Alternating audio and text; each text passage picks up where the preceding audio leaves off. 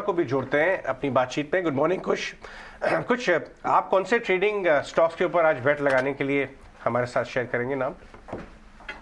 जी हाँ, तरह से मार्केट में हम कोई खास मूवमेंट नहीं देख रहे, प्लस एक्सपायरी भी है, सो हो सकता है लैकलस्टर एक्सपायरी हो, इसीलिए मेरा जो फोकस है ये कैश सेगमेंट पे है। सो मेरे दोनों ही शेयर्स जो है ये कैश साइड से हैं। पहला है सेरा सैनिटरी वेयर।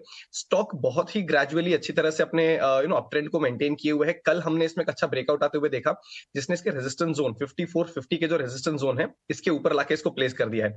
मेरे हिसाब से यहाँ पे काफी अच्छी अपसाइड बनी हुई है अभी भी बाकी, तो 5625 के टारगेट के लिए से बाय करें, 5420 आपका स्टॉप लॉस रहेगा।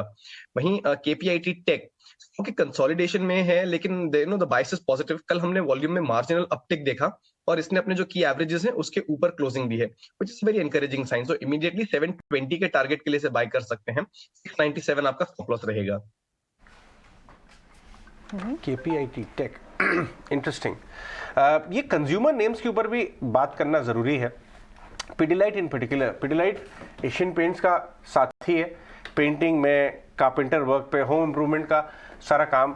हमने वॉल्यूम ग्रोथ में डिसअपॉइंटमेंट एशियन पेंट्स में देखा, उसके बाद देखा किस हद तक वो करीब 2850 के आसपास गिरा। मंदार जरा पिडिलाइट के चार्ट्स लेके आइए। पार्थिव, ये पिडिलाइट जैसा जो प्रोडक्ट है, वॉल्यूम ग्रोथ अगर मिसिंग हो तो आप क्या समझेंगे और आप क्या सुनना चाहेंगे उस मैनेजमेंट से कि वॉल्यूम ग्रोथ क्यों मिसिंग थी? कल 1% नीचे था स्टॉक, 4 महीने का ग्राफ दिखाइए, आज 7.5। ओके, तो इनिशियल टिक्स हैं, इसको मत लीजिए। 9-10 तक आपको टिक मिलेगा, राइट, किस डायरेक्शन में जा रहा है, लेकिन 3-4 महीने का ग्राफ दिखाइए तो आपको मालूम चलेगा। 2900 का टॉप बना के 2360-65 पे अटका हुआ है ये। पार्थिव, यहाँ पे कोई वैल्यूएशन कंफर्ट है या अभी नहीं छुएंगे आप इसको? एक चिंता का विषय है कि जो वॉल्यूम ग्रोथ दर्शाया है, और specially suppose to be a reasonably strong quarter, expectation करीबन 3 से 5% के वॉल्यूम ग्रोथ की थी और 1% पिडिलाइट जैसा मार्केट लीडर का दर्शाता है, तो I think it is very doubtful to believe कि इंडस्ट्री वाइड कुछ स्लो डाउन है। आई थिंक मेरे को ऐसा लग रहा है, और it will be very important to hear the exact commentary from the management कि is competition getting in closer, because Pidilite की टेरिटरी के अंदर आई थिंक एडेसिव्स के अंदर हमने देखा था कि बहुत सारा कंपटीशन ने ट्राई किया, पीपल लाइक एशियन पेंट्स है, एस्ट्राल है, लेकिन इतना स्ट्रांगली पेनिट्रेट नहीं हो पाए। थोड़ा अनऑर्गेनाइज कंपटीशन भी है, और ज्योति रेजिन्स जैसी भी कंपनी है जो काफी अग्रेसिव बेट्स ले रही है, और वहां पे वो लोग एट कॉस्ट ऑफ मार्जिन वो लोग वॉल्यूम शेयर बढ़ाने का ट्राई कर रहे हैं। लेकिन ये समझना रहेगा कि whether it is a temporary phenomena, कुछ चैनल डी स्टॉकिंग की बात है या क्या है।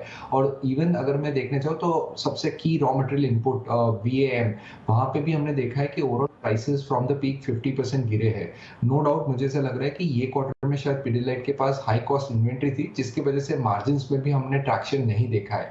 तो ये भी चीज कमेंट्री में समझनी रहेगी कि आगे जाते ये मार्जिन रिकवर हो सकते हैं with the lower raw material input cost, और वॉल्यूम ग्रोथ कैसे आता है, बिकॉज हमने देखा है कि ये जो स्टॉक आपने राइटली बताया कि 2800 से जो करेक्ट हुआ है, आज 2300 2350 लेवल्स पे भी it is a pricey stock, क्योंकि अगर वैल्यूएशंस देखें तो it is quoted at around 52 times.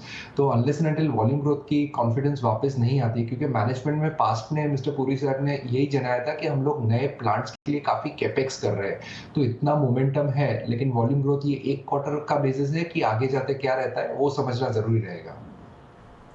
Okay, ठीक है। ये पिडिलाइट पे का व्यू आपके सामने है, पिडिलाइट के नंबर्स भी आप अपनी स्क्रीन पर देख पा रहे होंगे। खैर, इस बीच